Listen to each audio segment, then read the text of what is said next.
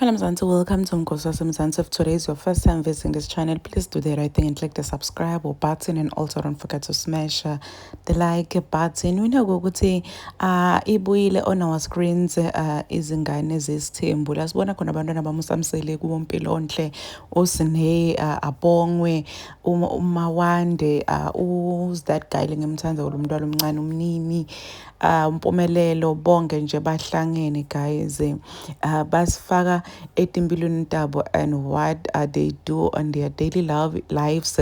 So bana abaningi guys, they are really dragging uSineyi this time, but I cha uSineyi angaze achamuka agcoke irogo lelikhulu kangaka. Some people are even making fun of a hairdressing ukuthi alibhilonga kuMakhumalo since uMakhumalo did reveal lapha kuThando Nesithembu kokuthi bekampha kuSineyi impahla, and some are saying ukuthi oh uMakhumalo was wrong for saying that ukuthi bekamphatha impahla wonke umuntu sekufuna abone ukuthi bekamphatha impahla, and some people are saying ukuthi hayi cha uyazelela nje Sineyi uyakudeserve kahle nje lokhu Makhumalo la khulume ngayo, because makaphuma ngaphandle khuluma ama-interviews akakhulume letinto letinhle lead bafati baba bakhe bamendela dona, ukhuluma nje letibi kuphela letifunwa nguye. Labona ukuthi bantu doyenda ukuthi abavele yena abantu bemisayidini lakhe, but akasho ukuthi hayi cha as much as bangithengela tinto letingasile impuphu 5 kg but bayangiphatha impahla. Uyabo, kumele ukhulume njalo, umuntu kakhulumi lokubi kuphela ngaye, khuluma nalokuhle umuntu la kwendako. Hence why people are saying ukuthi hayi cha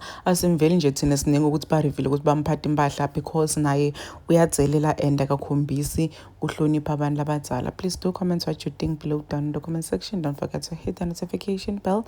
I will see you in the next one. I am signing out. Goodbye.